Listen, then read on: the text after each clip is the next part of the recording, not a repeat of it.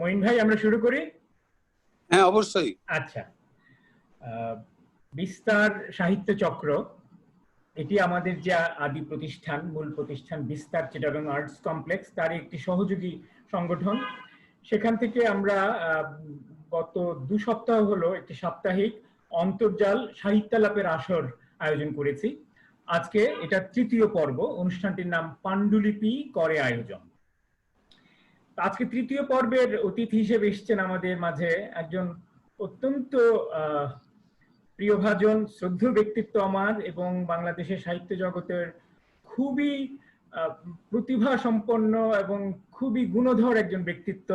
কিন্তু আমাদের জাতীয় সংস্কৃতির যেটা আছে একটা কারণ, সেই কারণেই তিনি খানিকটা নেপথ্যে রয়ে গেছেন, খানিকটা প্রচারের আড়ালে রয়ে গেছেন আর কি। কিন্তু তাকে বাদ দিয়ে, তাকে উপেক্ষা করে আমাদের সাহিত্য জগতে কোনো বৌদ্ধিক আলোচনা অসম্পূর্ণ বলে আমি মনে করি। তার নাম মঈন চৌধুরী। আমার এখানে দুজন শ্রোতা আমি এই মুহূর্তে দেখতে পাচ্ছি। একজন কিশোর ইমদাদ, সেও একজন লেখক, আমার ক্যাডেট কলেজের অনুজ, ফৌজদারহাট ক্যাডেট কলেজে, নিজে একজন লেখক। তো কিশোরকে আমি জানতে চাচ্ছি, তুমি কি মঈন ভাইয়ের নাম আগে শুনেছিলে? না, আমি আমার সাথে আসলে ওনার সেভাবে পরিচয় নেই, আপনার মাধ্যমে জানতে পারলাম। আচ্ছা, ঠিক আছে। অনিল, আপনি জানতেন? আচ্ছা, অনিল শুনতে পাচ্ছে না।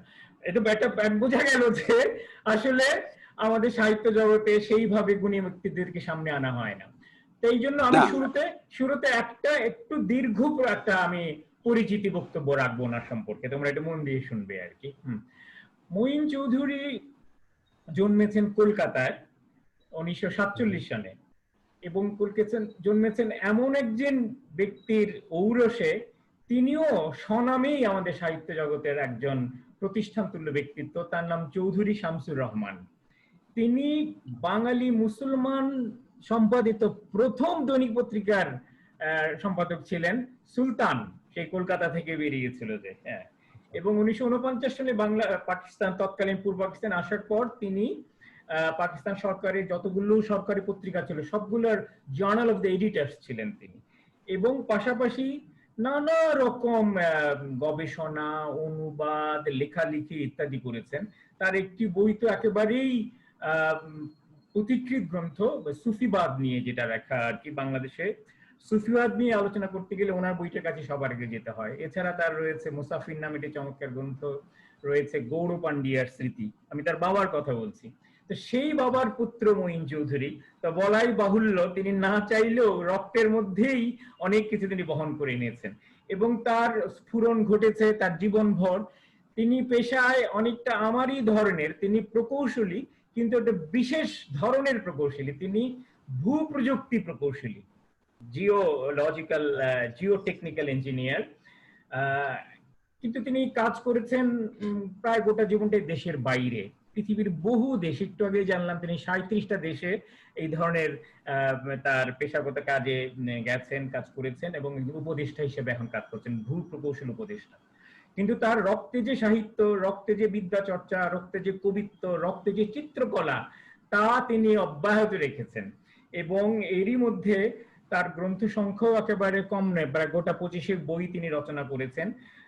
খান 10 কবিতার বই আছে, তার মধ্যে আবার একটি আছে ইংরেজি ভাষায়, আছে গোটা 12 প্রবন্ধ গ্রন্থ, এবং তার যে প্রথম প্রবন্ধ গ্রন্থ দ্য ইন্ডিয়ান ফিলসফি, সেটাও ইংরেজি ভাষায় লেখা।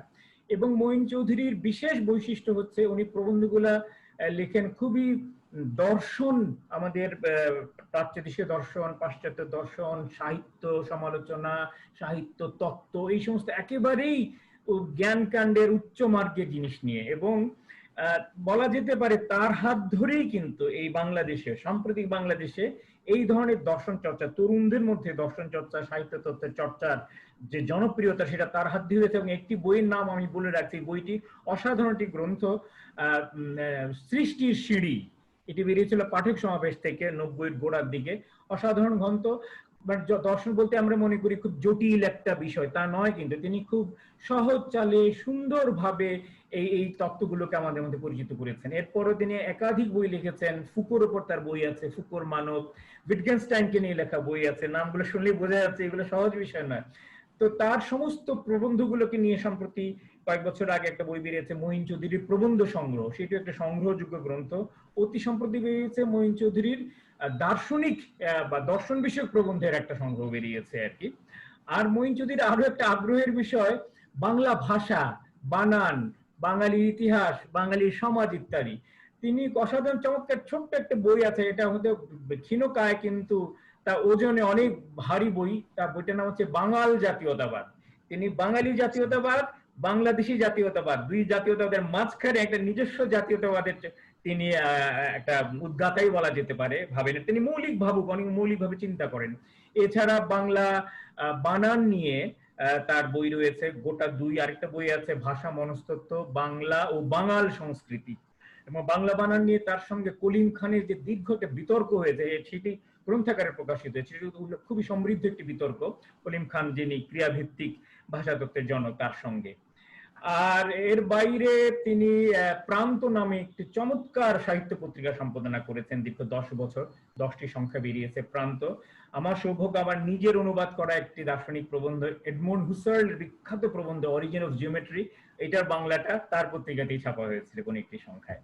আর তার সবচেয়ে আরো উল্লেখযোগ্য দুটি পরিচয় আমি বলেই আমি তার সঙ্গে আলাপ শুরু করব। তিনি একজন শৌখিন চিত্রকর্মী, তিনি চিত্রকর, ছবি আঁকেন এবং বেশ ভালো ছবি আঁকেন। এতটাই যে তার তিনটা প্রদর্শনী হয়েছে, তিনটাই দেশের বাইরে। একটা হয়েছে অস্ট্রিয়ায় ভিয়েনায়, একটা হয়েছে গ্রিসের অ্যাথেন্সে, আরটা হচ্ছে ফ্রান্সের প্যারিসে। এবং তার ঘরে যদি কখনো যাওয়ার সৌভাগ্য হয়, বলতে আপনাদের কারো আমি গেছি, সেটি একটা রীতিমতো একটি চিত্রশালা। তার যে সংগ্রহ, তার যে চিত্রকর্মের সংগ্রহ, অসাধারণ সমৃদ্ধ সংগ্রহ, দেশি বিদেশি সব বড় বড় শিল্পীদের কাজ রয়েছে।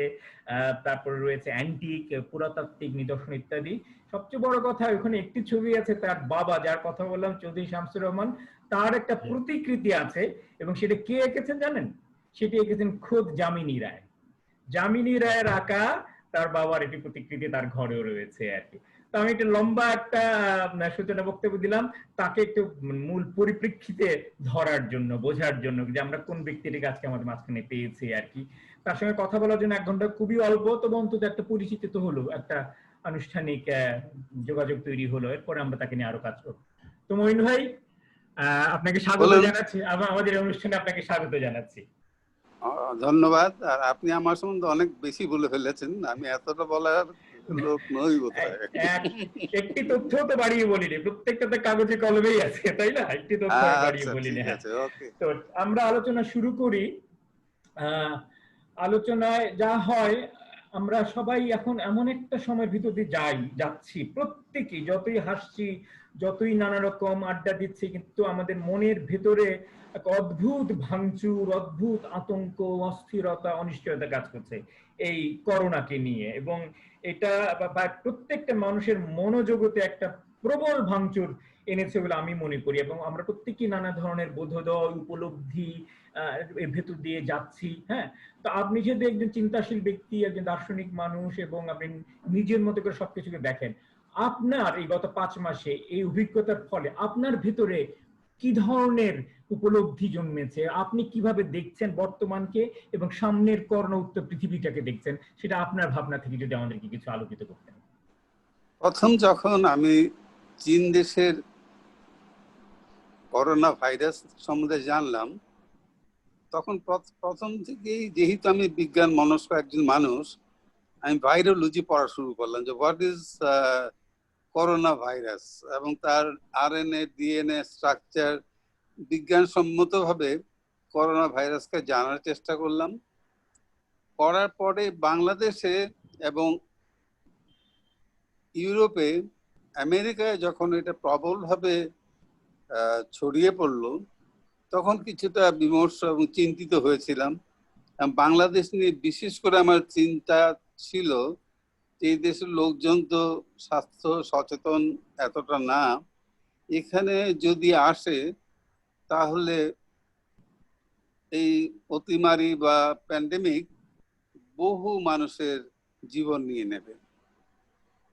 কিন্তু পরবর্তী পর্যায়ে যখন করোনা বাংলাদেশে, এটা আমি মার্চের দিকে কথা বলছি, তখন দেখলাম যে বাংলাদেশে যে ভাইরাসটা এসছে সেটা মিউট্যান্ট হিসেবে অন্যগুলি থেকে, যেটা আমেরিকা গিয়েছিল, ব্রাজিলে গেছে, চায়নাতে ছিল, তার থেকে একটু এগ্রেসিভনেসটা একটু কম ছিল। এখনো যে ভাইরাসটা কাজ করছে বাংলাদেশে, সেটা কিন্তু আমেরিকা বা ব্রাজিলের মতো এতটা এগ্রেসিভ টাইপ নয়। কিন্তু করোনা ভাইরাস আমাদের দার্শনিকভাবে এবং সাহিত্যিকভাবে বা এই চিন্তা করতে গিয়ে কতগুলো জিনিস উন্মোচন করে দিয়েছে, যা বাঙালির মনস্তত্ত্ব, দর্শন এবং সংস্কৃতির সাথে জড়িত। এই করোনা ভাইরাসের পরে আমি বলবো বাংলাদেশের সরকার, বাংলাদেশের ইন্ডিভিজুয়াল ব্যক্তিত্ব, তাদের মনস্তাত্ত্বিক দিকটা পুরোপুরি আমরা এবং তাদের কার্যাবলী পুরোপুরি উন্মোচিত হয়ে গেছে। আমরা দেখতে পাচ্ছি যে আমার স্বাস্থ্য বিভাগ কোথায় কি করে, কিভাবে টাকা চুরি করছে। আমাদের চাল পাঠালে চাল চুরি হয়ে যাচ্ছে। আমাদের 2,000-2,500 টাকা দিলে সে 2,500 টাকাই দেওয়া হচ্ছে না। যেমন আমাদের জাতীয় চরিত্র উন্মোচিত করেছে করোনা ভাইরাস। তারপরে সবচেয়ে বেশি আমি শকড হয়েছি যখন দেখছি বাবার লাশ ফেলে ছেলে পালিয়ে যাচ্ছে, মার লাশ ফেলে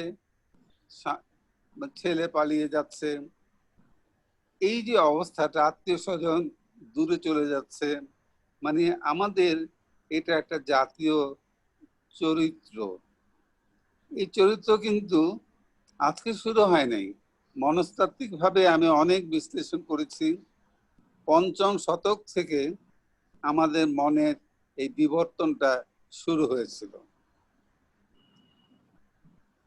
পঞ্চম শতকের সে আমলে যখন জাতপাতের বিভাজনটা আসলো, তখনই কিন্তু আমাদের মনের ভিতরে সংকীর্ণতা দেখা দিল। আমরা তখন আমি হয়ে গেলাম বেশি, আমরা আর থাকলাম না। জোর করে আমরা হয়তো জাতের ভিতরে আবার জাত তৈরি করলাম, সাম্প্রদায়িক হয়ে গেলাম। হিন্দু ধর্মের ভিতরে আবার ব্রাহ্মণ, শূদ্র, কায়স্থ, নমশূদ্র, অচ্যুত শ্রেণী হয়ে গেল। যার ফলে আমাদের মন গেল আরো ছোট হয়ে, এবং যার ফলে যত সব উদ্ধত কাণ্ড আমরা করতে শুরু করলাম। আমি যাই হোক, এখন আমার কথাটা হলো ভাইরাস নিয়ে। এই মুহূর্তে আমি ভাবছি যে এই ভাইরাস আগামী ডিসেম্বরের মধ্যে হয়তোবা একটা কিছু, মানে এতটা প্রবল কিছু থাকবে না, এটা আমার ধারণা। আবার কিছুটা শীত পড়লে বাড়তেও পারে। তো দেখা যাক কি হয়। আমাদের আগে আমরা খুব বেশি ভয় পেতাম, এখন তো ভয়টা একটু কমেছে বলে আমার মনে হয়। এবং আমাদের ডেথ রেট কিন্তু যদি সরকার ঠিক হিসাব দিয়ে থাকে, তাহলে 1.5%-এর বেশি না। দেখা যাক কি হয়। আচ্ছা, অনেক ধন্যবাদ। আমরা তাহলে এবার আমাদের যে মূল আয়োজন সাহিত্য, তাতেই প্রবেশ করি। আমার জানার কৌতূহল, একটা তো জানি যে আপনার বাবা নিজে সাহিত্য করতেন, পারিবারিক পরিমণ্ডল ছিল, কিন্তু থাকলেই যে সেখানে তার উত্তরসূরি সবাই সাহিত্যকে আঁকড়ে নেয় তা তো নয়। আপনি কিভাবে সাহিত্যের সঙ্গে জড়িয়ে গেলেন এবং এতটাই যে একেবারে আপনার জীবনের আজীবন একটা চর্চার একটা ক্ষেত্র হয়ে গেল আর কি, সেই গল্পটা একটু শুনতে চাই। কিভাবে সিরিয়াসলি গুরুত্বের সঙ্গে সাহিত্যকে নিলেন জীবনের সঙ্গে জড়িয়ে? আচ্ছা, আসলে আমাদের কলকাতা থেকে আসার পরে আমরা থাকতাম লালবাগ এলাকায়। পরে আমরা কাকরাইল এলাকায় শিফট করি এবং আব্বু ওখানে একটা ছোট্ট বাড়ি তৈরি করেছিলেন। সেই বাসার মধ্যে আব্বার বন্ধু বান্ধবের মধ্যে অনেকে আসতেন, ওনার মুরব্বীরা আসতেন। ডক্টর মোহাম্মদ শহীদুল্লাহ, কাজী মোতাহার হোসেন, কবি আব্বার বন্ধু ছিল কবি জসিমউদ্দিন, কবি আব্দুল কাদের, আব্বাস উদ্দিন আহমদ, তারপর শওকত ওসমান, হ্যাঁ, শওকত উসমান, আশরাফ সিদ্দিকী, ওনারা সব আমাদের বাসায় মাঝে মাঝে কেউ না কেউ আসতেন। আর আমি এই যে পরিবেশটা, এই পরিবেশটা কিন্তু আমার মনকে, আর আব্বা আমার সাথে বিশ্ব সাহিত্য নিয়ে আলোচনা করতেন রাত্রেবেলা, আমার মনের মধ্যে সাহিত্য জিনিসটা ঢুকে যায়। কলকাতা থেকে মন্মথ রায়, অন্নদা শঙ্কর রায়, আমরা কলকাতা গেলে আব্বা নিয়ে যেত অন্নদা শঙ্কর রায়, মন্মথ রায়, তারপর শৈলজানন্দ মুখোপাধ্যায়। তো ওনাদের দেখেও আমার এই সাহিত্যের দিকে একটা ঝোঁক তৈরি হয়। এবং তখন প্রথম দিকের লেখাগুলি আমাদের স্কুলের দেয়াল পত্রিকা আর কচিকাচার আসর ইত্তেফাকের, ওটার মধ্যে সীমাবদ্ধ ছিল। আমার কবিতা আমি ইত্তেফাকে পাঠাতাম, কচিকাচার আসরে ছাপা হতো। খেলাঘর নামে একটা পত্রিকা বের করতো, কারা মনে নেই কারা বের করতো, ওই খেলাঘরে আমার কবিতা ছাপা হতো। এইভাবে আস্তে আস্তে সাহিত্য জগতের ভেতরে আমার মানে ঢুকে গেলাম। ইউনিভার্সিটিতেও আমরা সাহিত্য, সংস্কৃতি, আমি নাটক করতাম, আমি ছবি আঁকতাম, আমি বহু কিছু করেছি, আমি একটা সিনেমাও করেছি। অতএব মানে আমার এবারে অধিক মানে মানে বেশি কাজ করতে গিয়ে কিছু হয়নি, এরকম একটা অবস্থা আর কি। যাই হোক, ইউনিভার্সিটি থেকে পাশ করার পরে যখন বিদেশে গেলাম, তখন ওখানে গিয়ে স্পার্ক নামে একটা সংগঠন ছিল, ঠিক বিস্তারের মতো। কোন দেশে? ওরা কোন দেশে? কোথায়? বিস্তারের মতো। না, কোন দেশে? বিদেশে কোথায়? এটা হচ্ছে অস্ট্রিয়াতে, সালজবুর্গে। আচ্ছা। ওখানে আমরা শনি রোববার সাহিত্য নিয়ে আলোচনা করতাম, দর্শন নিয়ে আলোচনা করতাম, হাইডেগার, ফুকো, দেরিদা, এদের নিয়ে আলোচনা হতো। এবং তখনই কিন্তু আমার মাথায় দর্শনের ভুট্টা চেপে বসে এতভাবে যে আমার মনে হলো যে জীবন মানেই হলো একটা দর্শন। দর্শনের অর্থ যদি না জানা না থাকে তখন আসলে অর্থ নেই।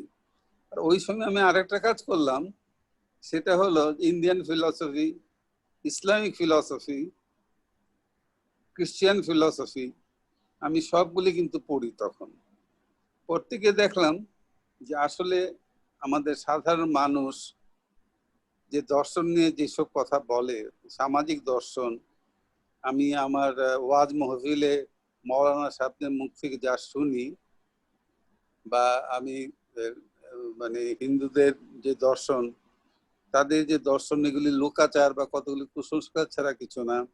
ঠিক ইসলাম ধর্ম কতগুলি কুসংস্কার ছাড়া, হুরপুরি বর্ণনা ছাড়া, আসলে মানুষ হওয়ার মতো অনেক কথা কিন্তু দর্শনে আছে।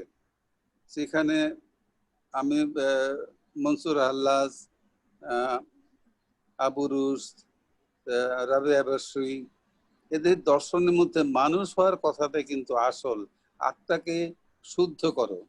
কিন্তু আমাদের এখানে যেসব পুরোহিত বা মৌলানা যারা আছেন, তারা কিন্তু তাদের আরাম কোথায় হবে, কোনটা দিলে মানুষ হাততালি দেবে, বেশি টাকা পাবে, এইসব নিয়ে। এটা আমাদের বেলাও যা, এই সনাতন ধর্ম বা হিন্দু ধর্মের বেলাও তাই। যার জন্য আমাদের এই সাম্প্রদায়িকতা।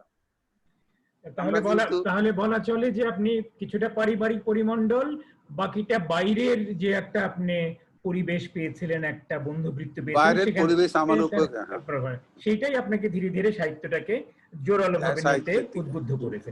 ঠিক আছে, আমরা একটা ধারণা পেলাম। এবার আসি আপনার কাজ নিয়ে। আপনি যে সমস্ত কাজ করেছেন, লিখেছেন, বই প্রকাশিত হয়েছে, এটার একটা পরিচিতি আমি দিয়েছি, কিন্তু আমি আপনার মুখ থেকেই শুনতে চাইবো এই কাজগুলো সম্পর্কেও। আর একটু বিশেষ করে আপনার বিবেচনা কোন কাজগুলো বেশি গুরুত্বপূর্ণ বলে আপনি মনে করেন, সেগুলো কেন, তার পরিপ্রেক্ষিত সব মিলিয়ে যদি একটা বক্তব্য পেতাম আপনার নিজের লেখালেখি সম্পর্কে, নিজের চিন্তা, নিজের কাজগুলো সম্পর্কে। আমি প্রথম কিন্তু লেখা শুরু করি কবিতা,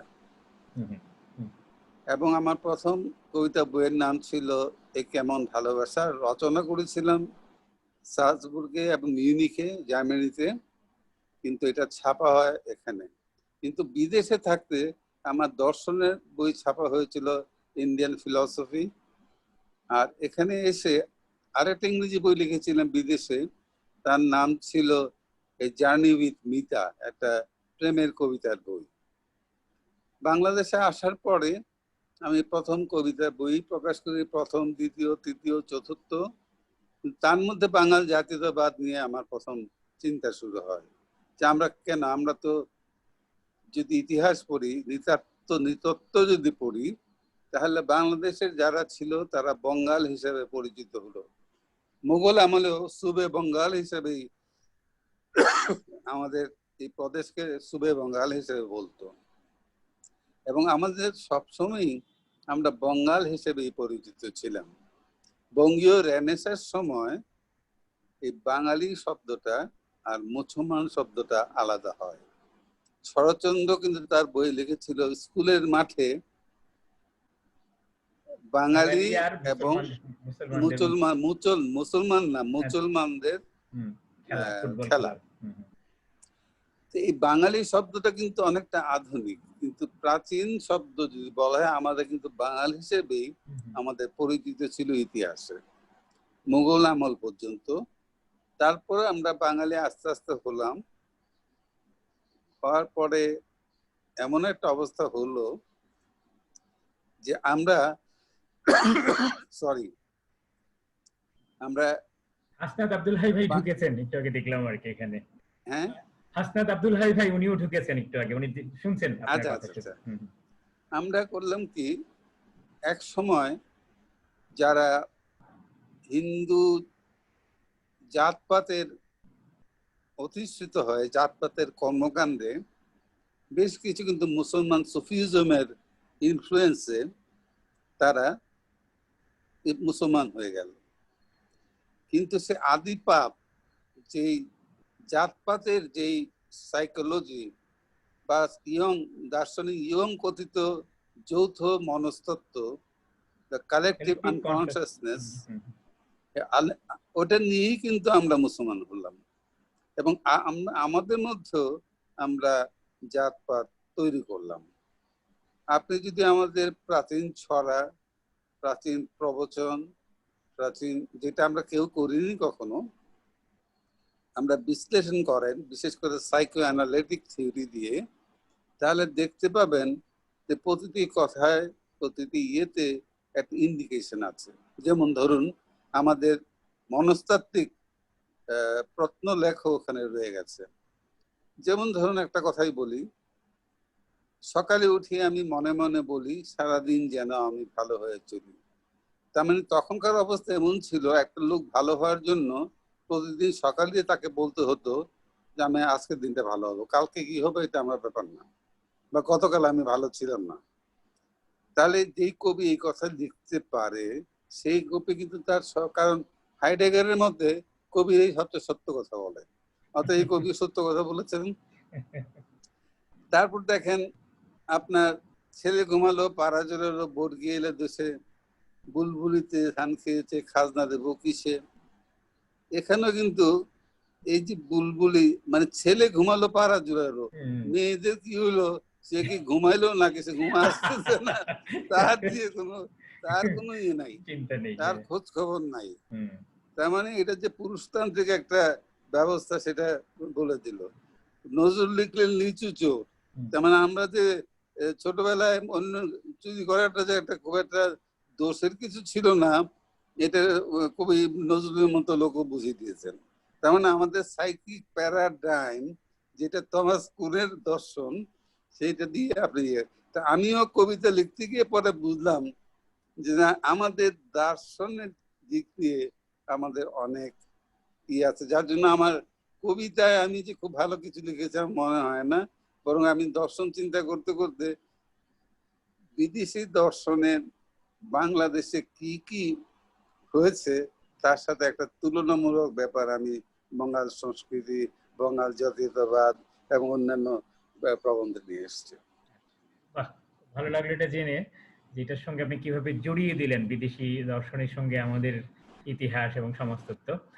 আহ, ঠিক আছে, আপনার ব্যক্তিগত সাহিত্য চর্চা থেকে আমরা এবার একটু বৃষ্টিতে পৌঁছাই। আমাদের বাংলাদেশে সামগ্রিকভাবে বর্তমানে যে ধরনের সাহিত্য চর্চা হচ্ছে, যারা লিখছেন, হ্যাঁ, এই সাহিত্যের মান এবং সাহিত্যিকদের মান, এই দুটো বিষয়ে মান এবং তাদের অবস্থান, আপনার একটা পর্যবেক্ষণ, একটা নির্মোহ মূল্যায়ন পর্যবেক্ষণ জানতে চাই। কি ধরনের কাজ হচ্ছে, কতটা ভালো হচ্ছে, কারা ভালো করছেন, যদি একটু আপনি মন খুলে বলতেন। আসলে বাংলাদেশের সাহিত্য, আমি বিশ্ব সাহিত্যে সবটা পড়িনি, কিছু পড়েছি।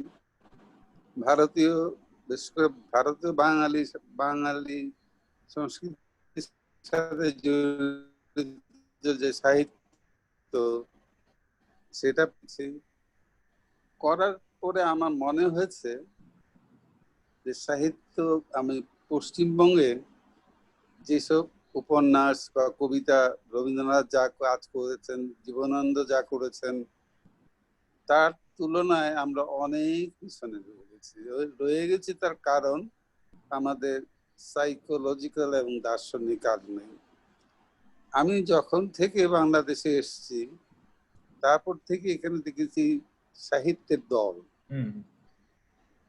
আমি দেখেছি এখানে সবাই কিন্তু হঠাৎ করে খ্যাতি অর্জন করতে চায়, বিখ্যাত হতে চায়, এবং আলটিমেট গোল থাকে বাংলা একাডেমির পুরস্কার। এই ধরনের পুরস্কারের মোহ, বিখ্যাত হওয়ার মোহ নিয়ে আমার মনে হয় না খুব একটা মহৎ সাহিত্য সৃষ্টি হতে পারে। তার কারণ, আপনি কি আমাদের এখানে মধ্যে বিভূতিভূষণের পথের পাঁচালী বা পদ্মা নদী, মানিক বন্দ্যোপাধ্যায়ের পদ্মা নদীর মাছির মতো একটা দুটো বই দেখাতে পারবেন? পারবেন না। ভালো কাজ হয়েছে, কিন্তু সেই মানেন না। আর এখনো যেটা চলছে আমাদের এখানের মধ্যে, হুমায়ুন আহমদ আমার বন্ধু ছিল,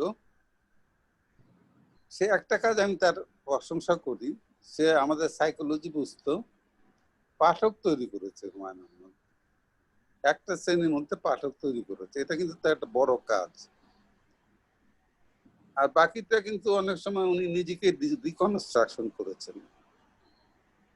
নিজের লেখা প্রথম দিকে কিছু ভালো লেগেছিল, জ্যোৎস্না জননীর গল্পের মতো, এই ধরনের বইগুলি ভালো, কিন্তু আপনি যেভাবে বলছেন সেই মানের লেখা আমি এখানে পাইনি। আল মাহমুদ একটা ব্যতিক্রম। আল মাহমুদের মধ্যে যদিও জীবনানন্দের ছাপ রয়ে গেছে, কিন্তু কিছুটা বেরিয়ে এসছেন উনি। জসীমউদ্দিন বাহিত, জীবনানন্দ বাহিত, কিন্তু ওনার মধ্যে কিছু আমি পেয়েছি যেটা আমার কবিতা মনে হয়। এবং এই ব্যাপারে আমি কথা বলেছি সুনীল বাবুর সাথে, কলকাতায় মন্মথ রায়ের সাথে, ওনারাও আমাকে এই কথাই বলেছে, বাংলাদেশে আল মাহমুদ যদিও বিতর্কিত। আমি বলেছি বিতর্কিত তো হাইডেগারও ছিল, রাসেল ছিল, অতএব বিতর্ক হওয়ার সংস্কৃতি জগৎ আলাদা। আপনি তো তরুণদের সঙ্গে তো আপনার বেশ কিছুটা উঠা বসা ছিল ওই প্রান্ত পত্রিকাটা করার সময়। তাদের কাজ, তাদের চিন্তা, তাদের মনস্তত্ত্ব সম্পর্কে যদি বলতেন, তারা কি ভাবছে, কিরকম কাজ করছে, বা সম্ভাবনা কতটা দেখছেন তাদের মধ্যে, বা কোনো দিক নির্দেশনা তাদের জন্য আছে কিনা আপনার? না, সম্ভাবনা তো অবশ্যই ছিল, এবং আমাদের প্রান্তে একটা নতুন দার্শনিক চিন্তাধারা সৃষ্টির চেষ্টা আমরা করেছিলাম। তার মধ্যে আপনি ছিলেন, আপনিও লিখতেন, খন্দকার আশরাফ লিখত, জিয়া জিয়া লিখত, এবং আরো অনেকেই কিন্তু দর্শন নিয়ে লিখত বা অনুবাদ করত। কিন্তু আমার যেটা একসময় কিন্তু আমাকে লেখা না পাওয়ার জন্য প্রান্ত বন্ধ করে দিতে হয়েছিল, কারণ আমি লেখা পেতাম না। আমি যে ধরনের লেখা চেতাম সেই ধরনের লেখা তখন কেউ লিখতো না। এখনো কিন্তু দর্শন নিয়ে আমি যতই লিখি না কেন, ফেসবুকে পোস্ট দিলে 3-4 জন 5 জনের বেশি কেউ দেখতে চায় না। এই হলো আমাদের অবস্থা। ঠিক আছে, এটা আমরা একটা সাহিত্যিকদের সম্পর্কে শুনলাম, কিন্তু এর চাইতে বড় যে পরিমণ্ডলটা, প্রকাশনা, পুস্তক, সমালোচনা, বিপণন, লেখকদের সঙ্গে প্রকাশকদের সম্পর্ক, সবকিছু মিলিয়ে যে বৃহত্তর যে সাহিত্যিক প্রতিবেশ, সেই পরিবেশটাই বা কতখানি আমাদের এখানে গড়ে উঠেছে, সেখানকার সংকটগুলো কোথায়, আপনার মতে তার উত্তরণের পথগুলো কোথায়, কি হওয়া উচিত বলে মনে হয় আপনার এই পরিমণ্ডলটা কিভাবে দেখেন আপনি? আমি প্রথমেই বলি সাহিত্য সমালোচনা নিয়ে। সাহিত্য সমালোচনা কিন্তু অনেক ভাবে করা যায়। তার মধ্যে পদ্ধতিগুলি হলো কাঠামোবাদী স্ট্রাকচারালিস্ট সাহিত্য তত্ত্ব, আপনার আছে সাইকোঅ্যানালিটিক্যাল সাহিত্য তত্ত্ব, আপনার আছে নারীবাদী সাহিত্য তত্ত্ব, উত্তরাধুনিক, আধুনিক সাহিত্য তত্ত্ব, অনেকগুলি তত্ত্ব মিলিয়ে সাহিত্য সমালোচনা। আমাদের এখানে যারা তাত্ত্বিক আছে, তার তত্ত্ব তো নাই, সমালোচনা যেটা আছে তাতে হয়তো বা বাহ্যিক খোলসের কিছু, ওরা সাইকোঅ্যানালিটিক কি তাও জানে না, তারা রিডার ওরিয়েন্টেড থিওরি কি সেটাও জানে না, স্ট্রাকচারালিজম কি সেটাও জানে না, পোস্ট স্ট্রাকচারালিজম কি তাও জানে না, যার ফলে সাহিত্য হয় একটা রচনা এবং সবশেষে লেখা বইয়ের বাধাই খুব সুন্দর ছাপা ঝকঝকে এবং এই ধরনের কিছু মন্তব্য দিয়ে সাহিত্য সমালোচনা হয়ে গেল। আসলে সাহিত্য সমালোচনা করাটা কিন্তু এতটা সহজ না। আপনাকে সাহিত্য তত্ত্ব জানতে হবে, সাহিত্য তত্ত্ব কিভাবে প্রয়োগ করা যায় একটা রচনার মধ্যে তা জানতে হবে। জানার পরে আপনি বলতে পারবেন যে এই বইটা বা এই লেখাটা, এই কবিতাটা এমন হয়েছে এমন। এই এখন বর্তমানে যেটা চলছে সাহিত্য সমালোচনা, সেটা কে কার বন্ধু, কে কার দলের, কে কোন পত্রিকার সাথে জড়িত, তার উপর ভিত্তি করে সাহিত্য সমালোচনা হয়। এবং সমালোচনার ধরনটা হলো, অপূর্ব লিখেছেন, এই লাইনগুলি দারুণ এবং এটা পাঠকদের পড়া উচিত। এইভাবে কিন্তু আসলে সাহিত্য সমালোচনা সাহিত্যের একটা অংশ হিসেবে আমাদের দেশে গড়ে ওঠেনি। আমাদের সমালোচনা হলো কাউকে প্রশংসা করা, কাউকে একটু ধুলাই দেওয়া, এই ধরনের একটা প্রকাশনা সংস্কৃতি, পুস্তক প্রকাশনা যে আচ্ছা সংস্কৃতি। প্রকাশনা আমার এক সময় ধরেন আমি দেখতাম যে প্রকাশনা ছিল, আদিল ব্রাদার্স বা মুক্তধারা, এরা কিন্তু প্রকাশক হিসেবে আত্মপ্রকাশ করতে চেয়েছিল পেশাদার ভাবে। বর্তমানে।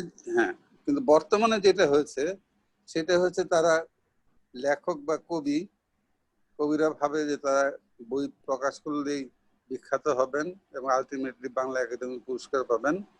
বই নিয়ে যায়, প্রতি কত লাগবে, 30,000 টাকা, 25,000 টাকা। আমাদের বেশিরভাগ প্রকাশক হলো বই ছাপিয়ে বই বিক্রি করে কিছু টাকা কামিয়ে নেওয়া এবং টাকাটা দেবে কে, খ্যাতি মানে বিখ্যাত হওয়ার জন্য লোভী যারা, সেই ধরনের কিছু লেখক থেকে টাকাটা নেয়। এই জন্য প্রকাশনা শিল্প হিসেবে না বলে তাদেরকে আমি প্রকাশনা এজেন্ট বলবো, যারা প্রেসের যে টাকাটা তার থেকে এবং মেলায় বই বিক্রি করে যে টাকাটা সেটা লেখককে দেয় না, ওইটা ওরা ওদের লাভ হিসেবে নেয়। অথবা এটা শুদ্ধ প্রকাশনের দু একজন আছে অবশ্য, এটা আমি অস্বীকার করবো না, সবাই এরকম না, কিন্তু হ্যাঁ, কিন্তু বেশিরভাগ প্রকাশনা কিন্তু এখন লেখকের অর্থ নির্ভর। তো এই অবস্থা থেকে উত্তরণের কি পথ? এভাবে চললে তো সামগ্রিক সাহিত্যেরই কোনো বিকাশ ঘটবে না, সাহিত্যেরই কোনো উন্নয়ন ঘটবে না। তাহলে সেখান থেকে বেরিয়ে আসার কি পথ? এখানে কি জাতীয় গ্রন্থকেন্দ্রের কোনো ভূমিকা থাকতে পারে কিনা, লেখকদের কোনো সংগঠন, বাংলা একাডেমি, এদের কোনো ভূমিকা থাকতে পারে কিনা? এখন বাংলা একাডেমির ভূমিকা থাকতে, বাংলা একাডেমির ভূমিকাটা কি এখন? এখন ভূমিকা হলো কিছু বই প্রকাশ করে, ওরা একটা মেলা অর্গানাইজ করে এবং বই, বাংলা একাডেমি একটা বড় প্রেস করা উচিত ছিল, লেখকরা যদি ওদের মার্কেটিং করা উচিত ছিল, ওদের বইকে নতুন বইদের প্রমোট করা উচিত ছিল, কিন্তু এগুলি না করে এই প্রকাশকদের হাতে মানে বলির পাঠা করেছে নতুন প্রকাশকদের কাছে লেখকদের। সেই কাজটা কিন্তু বাংলা একাডেমি করতে পারত।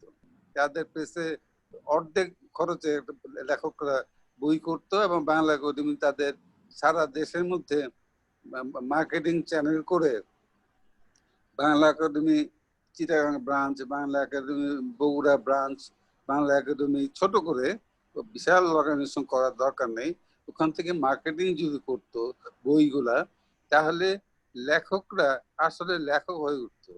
তারা এখন লেখক হচ্ছে না, কারণ তাদের অনেক চিন্তা করতে হয়, করতে গেলে টাকা পাবো, আগামী বইমেলা বই করতেই হবে, না হলে আমার শেষ হয়ে যাবো আমি। আরেকটা কাজও বাংলা একাডেমি করতে পারতো, তারা যদি বই মেলাটাই করে এবং বই মেলা উপলক্ষে প্রকাশকদের সঙ্গে তাদের দেন আলাপ আলোচনা সবচেয়ে বেশি হয়, তারা প্রকাশকদের কতগুলো শর্ত দিতে পারতো, তোমরা চুক্তি করবে লেখকদের সঙ্গে, সম্মানী দিবে, একটা পেশাদারিত্বের একটা বহিঃপ্রকাশ ঘটাবে, তা নাহলে তোমরা প্রকাশকরা বাংলা একাডেমির সঙ্গে কাজ করতে পারবে না। এই জায়গায় কিন্তু তারা নীতি নির্ধারণ ভূমিকা রাখতে পারতো, কিন্তু আমি মনে করি এটা করতে পারতো। আর তাছাড়া আর লেখকরাও আসলে সব লেখক যদি এক হতো, তারাই যদি বলতো যে আমরা আমাদের রয়্যালটি ছাড়া আমরা বই প্রকাশ বই দেব না, ওদেরকে আমরা সুযোগ দিচ্ছি বা কেন? একটা বই প্রকাশ করার জন্য হ্যাঁ, এই জন্যই বলবো যে লেখকদেরও কিছু সংগঠন থাকা দরকার, শক্তিশালী সংগঠন, ঐক্যবদ্ধ সংগঠন। লেখকদেরও একটা যদি ইয়ে থাকতো, একটা মঞ্চ থাকতো। এখন অনেকগুলি মঞ্চই আছে, কিন্তু একতা নাই, যার জন্য লেখকরা এক না, তারা বিভিন্ন দলে বিভক্ত। এই জন্যই এগুলো হচ্ছে না এবং হবে বলে মনে হয় না আমার। আচ্ছা, আমরা আলোচনা কিন্তু ধীরে ধীরে শেষের দিকে চলে আসছি। তো আপনি তো অনেক বছর লিখলেন, আপনার বয়স এখন ৭৩, প্রায় ৫০ বছর তো সাহিত্যের জন্য ব্যয় করলেন। এখন এতদিন বাদে পেছনে তাকিয়ে আপনার উপলব্ধির জায়গাটা কি? সামগ্রিক ভাবেই একটা জীবন যে পেছনে ব্যয় করলেন, এখান থেকে কি উপলব্ধি নিয়ে আসলে আসছেন? আমি কিন্তু এই কবিতা লিখে বা দর্শন লিখে বিখ্যাত হব, যার জন্য আমি কিন্তু জনগণের বিচ্ছিন্ন একটা দ্বীপের মধ্যেই আছি। মানে খুব একটা পরিচিত যে সবার সাথে আমি তাও না। বাংলাদেশে বিখ্যাত যারা আছেন তাদের সাথে অনেকের সাথে আমি পরিচয় হয়নি এখন পর্যন্ত, আমি কারোর কাছে যাইও না। কিছু বন্ধু বান্ধব অবশ্যই আছে। হুমায়ুন আমার বন্ধু ছিল, খন্দকার আশরাফ বন্ধু ছিল, সুব্রত অগাস্টিন গোমেজ বন্ধু ছিল, ফরিদ কবির, সাজ্জাদ শরীফ, এরা আমার সময়ে যখন সাহিত্য করতাম তাদের সেই সময়ের একসাথে বসে আড্ডা মারতাম। তার মধ্যে রেজাউদ্দিন চেরিনও ছিল, পরে ইদানিং আর ঘনিষ্ঠতা নাই। এইরকম আমার ইয়ের সাথে কি বলে হুমায়ুন আজাদের সাথে খুব ঘনিষ্ঠ ছিলাম। তার সাথে আমার খুব তর্ক বিতর্ক হতো, কারণ ওনার অনেক মত আমি মানতাম না। আবার সফা ভাইয়ের সাথেও খুব ঘনিষ্ঠ ছিলাম। উনি আমাকে দর্শন পড়ে ওনাকে বললেন যে তোমার কবিতা বাদ দাও, তুমি দর্শনে লিখো।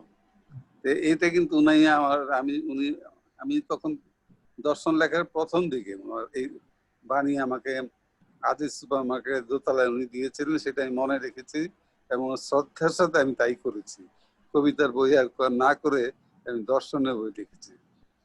কিন্তু আমি জানতাম যে দর্শনের পাঠক নাই, কিন্তু এটা আমার আত্মার তাগিদে আমি লিখেছি, এখন লিখি, কিন্তু দর্শনে লিখি। আপনার উপলব্ধির জায়গাটা কি এখন এতদিন বাদে এসে? কি মনে হচ্ছে পেছনে তাকিয়ে? কি পেলেন বা আরো কি পেতে পারতেন, বা না আমার আসলে আছে কিনা মনে? হ্যাঁ, না, আমার কোনো ক্ষোভ নাই, কিছু পাই নাই, সেটা নিয়ে আমার আমি কোনো সময় কখনো চিন্তা করিনি। কারণ আমি যেগুলি পেয়েছি এটা অনেকেই পায় না। যেমন ধরেন আমার এক ছেলে এক মেয়ে, তাদেরকে আমি সর্বোচ্চ শিক্ষা দিতে পেরেছি। তারা খুবই অসম্ভব ভালো রেজাল্ট করে তারা এস্টাবলিশড। আমি যেটা চেয়েছিলাম সেদিক দিয়ে আমি খুব আমার ফ্যামিলিগত ভাবে, সামাজিক ভাবে আমি মোটামুটি ভাবে আমি হ্যাপি। আর এখানে সাহিত্যের জগতে বিখ্যাত হয়ে কিছু একটা হব, এরকম আমি কখনো কিছু ভাবিনি বা আমি চাই না। ঠিক আছে, সেটা না হয় বলেন, কিন্তু আপনার তো এখনো কাজ করে যাচ্ছেন, এখনো লিখে যাচ্ছেন। প্রতিদিনই আমি দেখি ফেসবুকে আপনি লাঁকাকে নিয়ে লিখছেন, শ্বশুরকে নিয়ে কিছু লিখছেন। লিখছি, হ্যাঁ, হ্যাঁ। তো আপনার এই সাহিত্যকে ঘিরে বা লেখালেখি ঘিরে আর কি কি স্বপ্ন রয়েছে বা কি পরিকল্পনা রয়েছে এখনো? কি কোনো করতে চান আপনি? পরিকল্পনা নাই। বা কোনো স্বপ্ন? আমি হুম, এখন সারাদিন বসে থাকি। এখন বসে থেকে আমি বাগান করি, হুম, হুম। বনসাই করি, ছবি আঁকি, ভাস্কর্য করি। তারপর সন্ধ্যার পরে বসে বসে কি করব? হয় টিভি দেখি, না হয় ফেসবুকে কিছু একটা লিখি। হয়তো সকালে উঠে ফেসবুকে লিখলাম, কিছুটা লিখতে হবে। এটা আমার জন্য করি। আমার এটা দিয়ে যে লাইক আসবে কিনা, লাভ চিহ্ন আসবে কিনা, ওসব চিন্তা করি না। আমার মনের তৃপ্তি। বা কোনো একটা বিশেষ বই লেখার বা কোনো একটা গ্রন্থ অনুবাদ করা, এই ধরনের কোনো পরিকল্পনা কি আছে একটা কি? বই আমি লিখে রেখেছি, সেটা হচ্ছে আত্মকথা। আচ্ছা। তার মধ্যে হুম, অনেক বিদেশ ভ্রমণ, অনেক হুম, কিছু আছে। হুম, হুম, হুম। আহ, কিন্তু হঠাৎ একদিন মনে হলো আমি আত্মকথায় সব সত্য বলিনি। এটা আমি পেন্ডিং রেখেছি। না, কিন্তু এটাকে ছেড়ে দেওয়া উচিত। এটা একটা আমি মনে করি অত্যন্ত গুরুত্বপূর্ণ গ্রন্থ হবে। আপনার যে অভিজ্ঞতার দিগন্ত তো অনেক বিস্তৃত। যদি পারেন আরেকটু সত্য কথাগুলো যুক্ত করে দিয়ে যত তাড়াতাড়ি সম্ভব বইটাকে উন্মোচিত করুন। কিন্তু হ্যাঁ, হ্যাঁ। আত্মকথা কিন্তু সত্য কথা হওয়া উচিত। হ্যাঁ, না তো, না সেটা আমরা তাহলে এটার প্রত্যাশায় থাকবো যে এই গ্রন্থটি আমরা সেটাই। দেখতে পাবো আর কি। আপনি যদি চান আমরা কোনো প্রকাশকদের সঙ্গেও এই নিয়ে কথাবার্তা বলতে পারি, ভালো প্রকাশক যারা আপনার সঙ্গে না, পেশাদার এখন ভাবে আমার কাজ করবে। হুম, হুম, হুম। এখন মোটামুটি অনেকেই আমার কাছে বই চায়, হুম, বেহুলা চাচ্ছে। দেখা যাক কি হয়। আচ্ছা। তো যাই হোক, আমরা সাহিত্য থেকে সাহিত্য পর্বটা শেষ করে ফেললাম। এবার আপনার দেশ ভাবনা, স্বদেশ ভাবনা, এটা আমাদের প্রত্যেকেই ভাবে, ঘুরে ফিরে আমাদের দেশ নিয়ে, সমাজ নিয়ে, রাজনীতি নিয়ে একটা চিন্তা ভাবনা জাগে। আপনার স্বদেশ ভাবনা, বাংলাদেশকে নিয়ে কি ভাবছেন? 50 বছর তো হয়ে গেল আমাদের স্বাধীনতার। কি প্রত্যাশা নিয়ে শুরু করেছিলাম, কোথায় এসে দাঁড়িয়েছি, কোথায় যাব? আপনার কিছু আম- বুদ্ধি, আম- পরামর্শ, কিছু দিক নির্দেশনা যদি থাকে আমাদের আমার পরবর্তী প্রজন্মের সবচেয়ে জন্য। বড় দুঃখই হলো এটা, যে আমার দেশকে আমি যেরকম চেয়েছিলাম, আমি যখন বিদেশ থেকে 81 সালে ফিরে আসি, প্লেন থেকে যখন বাংলাদেশের মাটি দেখলাম, তখন আমি কাঁদছিলাম হাওয়া করে। আমার পাশে বিদেশি বসেছিল, সে আমাকে জিজ্ঞেস করলো, is there anything bad waiting for you? Hmm, আমি যে না, আমার কোনো দুঃসংবাদের জন্য না, আমি আমার দেশ দেখে আমি একটু ইমোশনাল হয়ে গেছি। সেই ইমোশন এসে এখন এক ধরনের বিতৃষ্ণা হয়ে গেছে। মনে হয় এই দেশ সেই দেশ না। এবং প্রতিটি সেক্টরে, এমন কোন সেক্টর নাই, আমিও কিন্তু করাপ্ট হয়ে গেছি। এটা আমার সবচেয়ে বড় দুঃখ। আমি যদি জাকাত ফেতরা না দেই, তাহলে আমার ট্যাক্স হবে 5 লাখ টাকা। আর যদি জাকাত ফেতরা দিই, তাহলে হয়ে যাবে 25,000 টাকা। অথচ আমি দিতে চাই 1.5 লাখ টাকা। এই যে অবস্থাগুলা, এগুলি আমাকে ভীষণ পীড়াদায়ক। এবং আমি মাঝে মাঝে মনে করি যে এই দেশে আমার ভবিষ্যৎ প্রজন্ম থাকতে পারবে কিনা, আমি আমি খুব সন্দেহ, এবং থাকবে কিনা এটা নিয়ে আমি খুব সন্দেহ পোষণ করি। এবং এটার প্রবলেমটা হয়েছে, আমি কিন্তু এটা বইয়ে, আমার বইয়ে আছে, আমরা আমাদের অবস্থা কি, আমরা এমন কেন, এটা কিন্তু সাইকোলজিক্যাল, সোশিওলজিক্যাল এবং হিস্টোরিক্যাল কজ আছে। এখন আমাদের এখানে সাইকো অ্যানালিটিক অ্যানালাইসিস করে আমাদের সমাজের কোনো ধরনের অ্যানালাইটিক্যাল অ্যাপ্রোচ নিয়ে কোনো ধরনের সমাধান কোনো পণ্ডিত, কোনো বুদ্ধিজীবী কেউ করে নাই, কোনো প্রফেসর করে নাই। এবং করে নাই দেখেই একটা সমাজকে ভালো করার জন্য সবচেয়ে বড় উপায় হলো সোশ্যাল সাইকোথেরাপি। সোশ্যাল সাইকোথেরাপির জন্য টিভি মিডিয়া আছে, আপনার খবরের কাগজ আছে, আপনার বিভিন্ন জায়গায় গিয়ে বক্তৃতা দেওয়া যায়। এখন আপনি চিন্তা করে দেখেন, যারা ধর্ম করে, যারা তবলিগ করে, যারা ধর্মীয় রাজনীতি করে, তারা কিন্তু প্রতি বছর হাজার হাজার ওয়াজ মাহফিল হয়। তারা তবলিগ জামাতের হয় 20 লক্ষ লোকের জামায়াত করে ফেলে এই টঙ্গীতে। অথচ ইউটিউবেও করছে, এখন ইউটিউবটাকেও ব্যবহার করছে কিন্তু এখন। রাইট, ইউটিউবে আপনি দেখবেন ওয়াজ ভর্তি। তাহলে আমাদের যে বুদ্ধিজীবী তারা কয়টা চিল্লায় যায়, কয়টা ওয়াজ করে?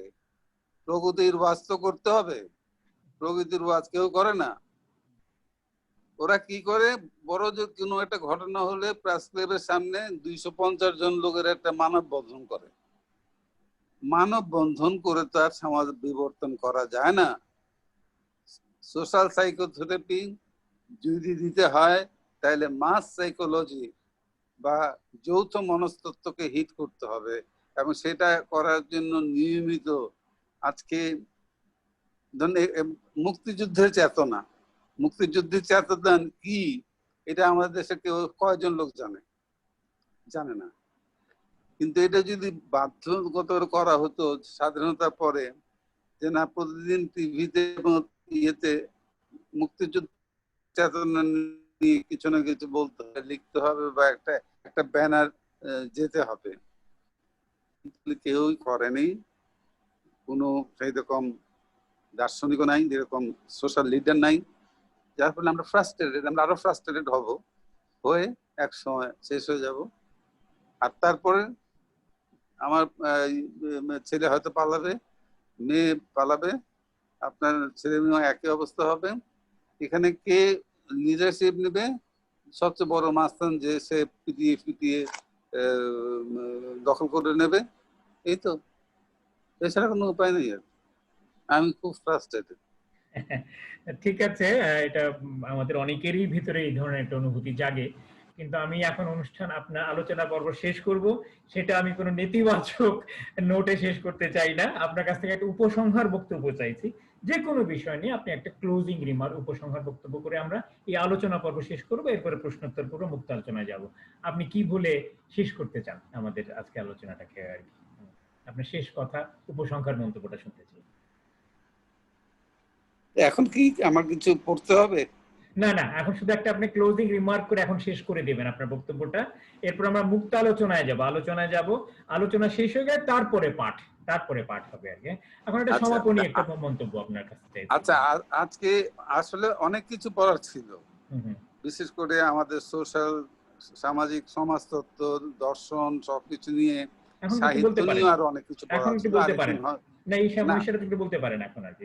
না, আমার মনে হয় যে আরেকদিন বলি, আরো অনেক সময় আছে। আজকে আমি এখন যেটা বলতে চাচ্ছি, যে আসলে এই যে আপনি যেভাবে একটা ব্যবস্থা করছেন মানুষকে জানানোর জন্য, আমাকে দর্শন সম্বন্ধে জিজ্ঞেস করলেন, সাহিত্য নিয়ে, দেশের অবস্থা নিয়ে, এইটা কিন্তু আসলে আমাদের প্রত্যেকটা সাহিত্যিক এবং ওদের বসে সবাইকে এটা আসলে বোঝানো উচিত। আজকে আমি কিছু বলে অন্তপক্ষে আমার মনের দিক থেকে যেটা অবদমন ছিল কিছুটা প্রকাশ হলো। আমি তো এখন প্রকাশ করার মতো বাসায় স্ত্রীর সাথে তো এগুলো নিয়ে আলোচনা করা যায় তাই না? সে তো চাল আর ডালের কথা বলবে। অতএব আমার মনে হয় যে আমরা যদি এরকম আমাদের আত্মার কথাগুলো যদি প্রকাশ করতে পারতাম, একজন থেকে আরেকজন এইভাবে করে করে একটা বিশাল সমাজ সৃষ্টি হতে পারত। আর